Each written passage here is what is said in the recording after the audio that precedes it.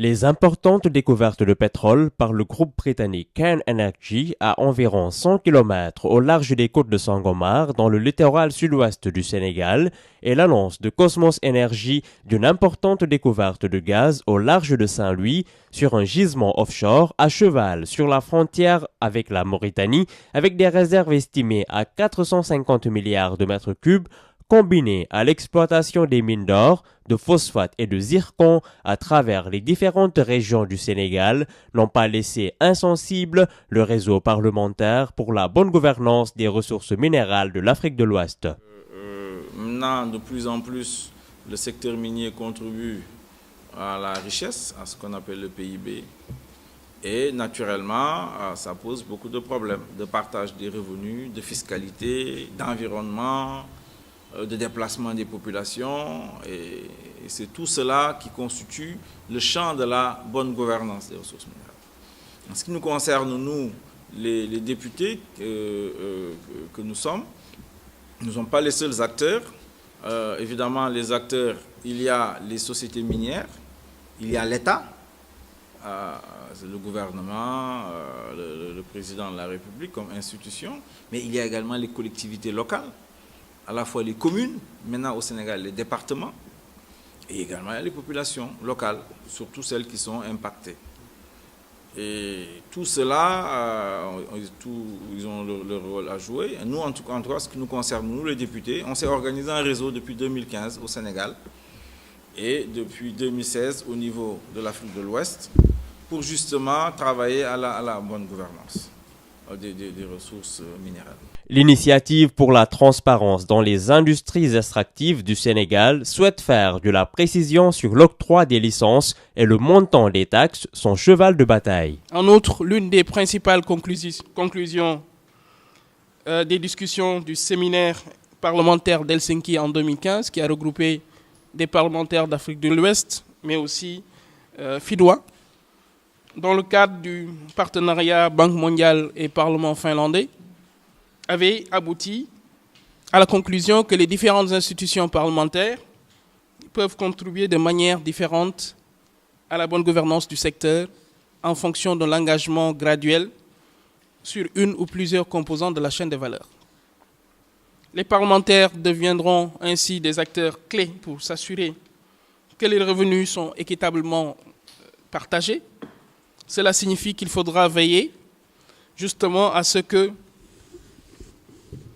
les recettes extractives soient correctement répercutées dans les prévisions budgétaires, que les crédits budgétaires soient consacrés à la réalisation des services sociaux de base, particulièrement dans les zones où vivent les communautés impactées. Pour la directrice d'Osiwa Sénégal, c'est une nécessité impérieuse d'outiller les parlementaires et de trouver un parfait équilibre au triptyque État, collectivité locale, population. Nous avons vu ailleurs comment une mauvaise gestion des ressources minérales a eu des répercussions dramatiques sur la paix sociale et même sur l'intégrité des États. Aujourd'hui, la RDC, la République démocratique du Congo, en est là où il est largement parce que, comme le disent les observateurs, il y a une malédiction des ressources.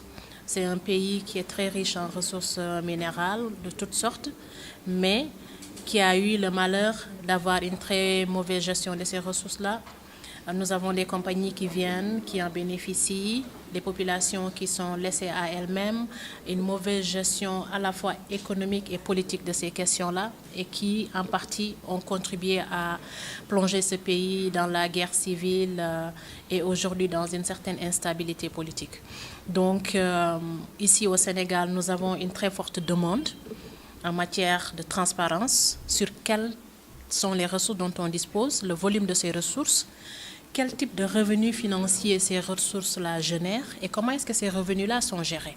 Nous avons aussi une forte demande en matière de gestion efficiente et de gestion rationnelle parce que ces ressources-là ne doivent pas seulement bénéficier aux générations présentes mais aussi aux générations futures.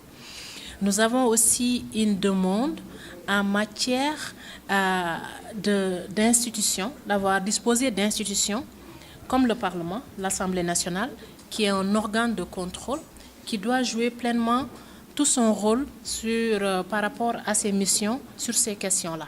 Idrissa Seck accule Macky Sall pour la publication des accords signés entre le Sénégal et la Mauritanie. Le même débat fait aussi rage au pays de Mohamed Ould Abdelaziz. Moi, je pense qu'à la décharge, sans m'immiscer dans la polémique, parce qu'aussi chez nous en Mauritanie, il y a un leader de l'opposition qui a demandé la publication de ces accords.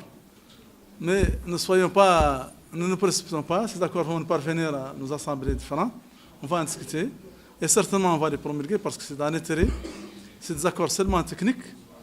Il n'y a pas d'arrangement politique dans ce cas-là, c'est des arrangements techniques qui vont permettre à l'opérateur d'agir le plus rapidement possible afin d'exploiter ces gisements de gaz. Donc, vraiment là, en tout cas, nous en Mauritanie, nous sommes tranquilles.